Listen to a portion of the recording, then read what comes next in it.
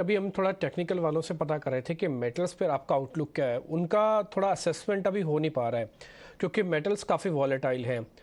एक बार आप असेस कर सकते हैं कि मेटल्स पर आपका व्यू पॉइंट क्या है।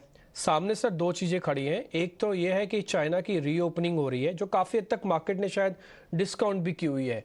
हम तो एक ही महीने से बात बोल रहे हैं, एक महीने में तो बाजार बहुत कुछ डिस्काउंट कर लेता, आप भी जानती हैं।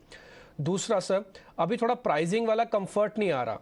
तो ये जरा दोनों तीनों चीज़ों को, और अगर कोई और लॉजिक आपके पास भी तो आप जरा जोड़ के जरा बताइए, मेटल्स में करना क्या चाहिए। मेटल्स में जैसे मैंने कहा, ग्लोबल व्यू ज्यादा मायने रखता है। जो लोकल इकोनॉमी का व्यू है वो कम मायने रखता है।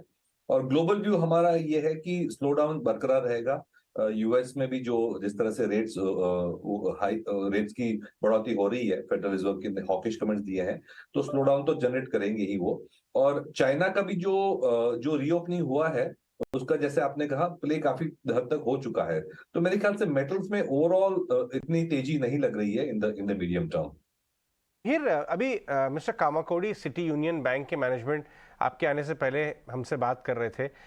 इन्होंने सबसे पहले पूरे बैंकिंग सेक्टर में आके बाजार में ये बात कही कि हमारी जो ग्रोथ है, शायद जो हमने पहले उम्मीद की थी उतनी नहीं हो पाएगी।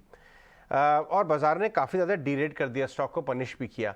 लेकिन ये बात होने के बाद, ये थर्ड क्वार्टर अर्निंग्स के रिजल्ट्स की बात है, उसके बाद सब्सिक्वेंटली ये स्ट्रीट में बातें आ रही हैं कि शायद क्रेडिट ग्रोथ इंडस्ट्री में, बैंकिंग सेक्टर में क्रेडिट ग्रोथ अब 17-18% जो हमने फर्स्ट फोर्टनाइट ऑफ जनवरी तक देखी थी, वो शायद उतनी सस्टेन न करे फुल ईयर बेसिस पे। कामत साहब ने तो कहा 12-13% के आसपास सस्टेन करनी चाहिए क्योंकि बेस ही बड़ा हो गया है। और उधर एनआईएम प्रेशर्स की बात आ रही है। क्या आपको लगता है कि best of growth, credit growth और बेस्ट ऑफ एनआईएम्स बैंकिंग सेक्टर में अब हमारे पीछे हैं यहाँ से? I don't think so. लेकिन मैं कहूंगा कि हर बैंक को अलग अलग तरीके से देखना चाहिए।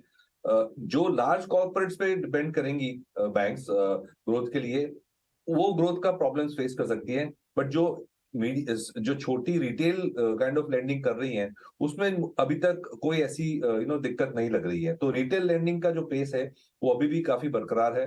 सो जो most of the private sector banks का फोकस रिटेल और होम लोन्स में ही है, तो उसमें मुझे प्रॉब्लम्स नहीं दिख रही है।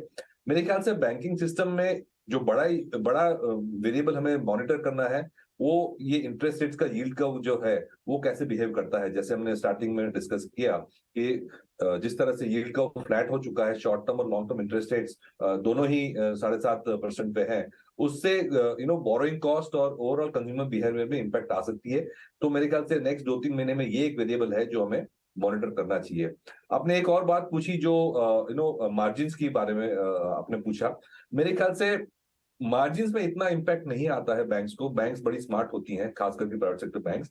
वो कहीं ना कहीं से अपना मार्जिन मेंटेन कर ही लेती हैं। तो अनलेस कोई ऐसा बड़ा शॉक आता है एक एक पॉइंट पे, तो ही प्रॉब्लम होती है। लेकिन टिपिकली हमने देखा है कि मार्जिन्स का इम्पैक्ट बहुत ग्रेजुअली होता है, बैंक्स नॉर्मली मैनेज कर लेती हैं।